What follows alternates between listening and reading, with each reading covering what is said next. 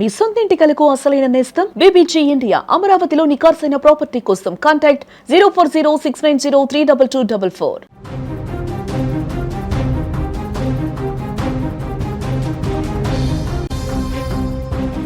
సంక్రాంతి అంటేనే సంబరాలు, కొత్త బట్టలు, పిండి వంటలు, బంధువుల రాక.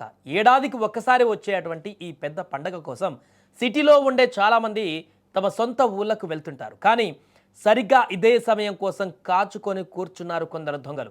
జనం పండగ మూడ్లో ఉంటే ఈ దొంగలు మాత్రం క్రైమ్ మూడ్లో ఉంటారు. దీనికి నిదర్శనం హైదరాబాద్లోని మేడిపల్లి పరిధిలో జరిగిన దొంగతనాలే. ఒకటి కాదు, రెండు కాదు, ఏకంగా ఒకే కాలనీలో 12 ఇళ్లల్లో చోరీ చేసి పోలీసులకే సవాల్ విసిరారు దొంగలు. చేతులు కత్తులు పట్టుకొని వీధులలో స్వైర విహారం చేసిన ఆ దృశ్యాలు ఇప్పుడు సోషల్ మీడియాలో వైరల్ అవుతున్నాయి. హైదరాబాద్ శివారులోని మేడిపల్లి పోలీస్ స్టేషన్ పరిధి చెంగిచెర్ల. ఇది చాలా ప్రశాంతమైనటువంటి ప్రాంతం. కానీ నిన్న ఒక్క రాత్రితో ఇక్కడి ప్రజలు ఉలిక్కిపడ్డారు. సంక్రాంతి పండగ కావడంతో చాలా కుటుంబాలు ఇళ్లకు తాళాలు వేసి ఊళ్ళకు వెళ్ళాయి. దీన్ని ఆసరాగా చేసుకున్నటువంటి ఒక దొంగల ముఠ పక్కా ప్లాన్తో రంగంలోకి దిగింది. అర్ధరాత్రి దాటాక నిర్మానుష్యంగా ఉన్నటువంటి వీధుల్లోకి ఎంటర్ అయ్యారు. వరుసగా ఇళ్లను టార్గెట్ చేశారు. ఏ ఇంటికి తాళం ఉందో చూసుకోవడం, క్షణాలలో ఆ తాళాలు పగలగొట్టడం, లోపలికి చొరబడి దొరికిన కాడికి దోచుకు వెళ్ళడం. ఇలా ఆ ఒక్క రాత్రి ఏకంగా 12 ఇళ్లల్లో చోరీలకు పాల్పడ్డారంటే వీళ్ళు ఎప్పటి నుంచి ప్లాన్ చేసుకున్నారో అర్థం చేసుకోవచ్చు. ఉదయం లేచి చూసేసరికి ఇళ్ల తలుపులు బద్దలై ఉండడంతో స్థానికులు షాక్కి గురయ్యారు. ఇక విషయం తెలిసిన వెంటనే బాధితులు మేడిపల్లి పోలీసులకు ఫిర్యాదు చేశారు. హుటాహుటిన ఘటనా స్థలానికి చేరుకున్నారు పోలీసులు.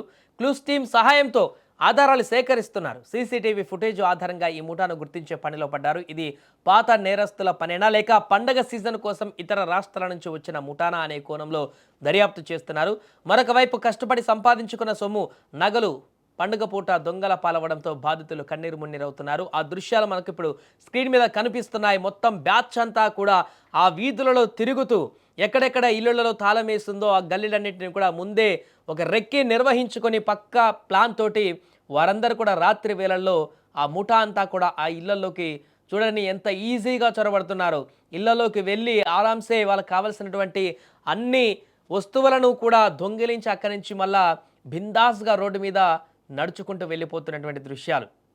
పక్కాగా ఇప్పటికే చాలామంది పోలీసులు కూడా పండగకు వెళ్ళకముంటే ముందే వారందరికీ హెచ్చరించారు. పండగల వేళ మీరు వెళ్తున్నారంటే మీ ఇళ్లకు తాళాలు సరిగా వేసుకోండి, విలువైనటువంటి ఆభరణాలు ఇంట్లో ఉంచకండి, మీ స్థానిక పోలీస్ స్టేషన్లో మీ అడ్రస్కు తాలూకు వివరాలు కూడా చెప్పి వెళ్ళండి, ఎక్కువ రోజులు కనుక అందరూ వెళ్తే అనేటువంటి వివరాలను కూడా జాగ్రత్తలు చెప్పారు. ఎందుకంటే ఇలాంటి పరిస్థితులు జరుగుతాయి. గతంలో కూడా గత పండగ కూడా జరిగాయి. అంతకుముందు పండగలకు కూడా ఇలాంటి పరిస్థితులే ఎదురయ్యా. ఇల్లులు ఖాళీ చేసి తాళాలు వేసిపోయిన సందర్భంలోనే ఇలాంటి దొంగలు నక్కి కూర్చొని ఉంటారు. కాబట్టి వారు ఇలాంటి సమయం కోసం ఎదురు చూస్తారు. కాబట్టి వారి బారి నుంచి బయటపడేందుకు పోలీసులు కూడా పూర్తి స్థాయిలో పెట్రోలింగ్ నిర్వహిస్తున్నప్పటికీ కూడా పూర్తిగా ఎక్కడైతే అందుబాటులో ఉందో, అన్ని రకాల అనుకూలమైనటువంటి పరిస్థితులు ఉన్నాయో ఇక్కడైతే సేఫ్గా ఉంటుంది, ఎవరు కూడా పోలీసులు రాలేరు, ఇక్కడ ఇళ్లకు కూడా తాళలేసిన ఎవరితో ఇబ్బంది లేదు అనుకునేటువంటి ప్రాంతాలకు వెళ్ళి అక్కడ హ్యాపీగా వాళ్ళకి కావాల్సినటువంటి ఆభరణాలు చోరీ చేసుకు వెళ్ళారు. ఇన్ కేస్ అడ్డం వస్తే ఎవరైనా అతమొందించేటువంటి మూడ్తో కూడా వాళ్ళు ఉన్నట్టుగా కనపడుతుంది. ఎందుకంటే చేతిలో కొన్ని ఆయుధాలు కూడా కనిపిస్తున్నాయి. చాలా క్రూరమైనటువంటి దొంగలుగా మనకు కూడా కనిపిస్తుంది. మరి వీరు ఇక్కడున్నటువంటి పాత నేరస్తులా లేకుంటే ఇతర రాష్ట్రాల నుంచి పండుగకు వచ్చినటువంటి అంటే పండుగ చోరీ చేయడానికి ప్రత్యేకంగా కొన్ని రాష్ట్రాల నుంచి వస్తారు. గతంలో మనం చూసాం చాలా సందర్భాలలో కూడా.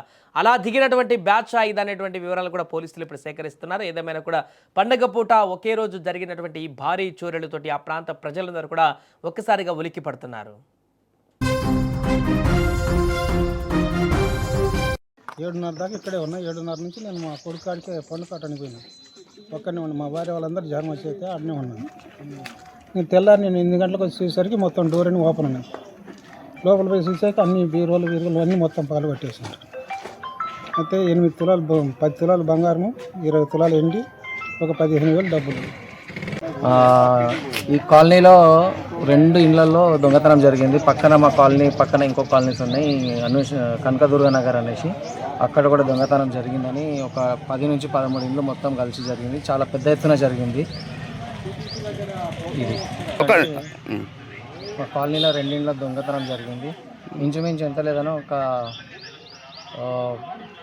20 లక్షల దాకా దోపిడీ జరిగింది ఇక్కడ రెండిండ్లల్లో. అంచనా ప్రకారంగా 30 తులాల బంగారము, వెండి ఒక 15 తులాల దాకా పోయింది. ఇంకా కొంచెం క్యాష్ రూపంలో కూడా క్యాష్ ఉంది.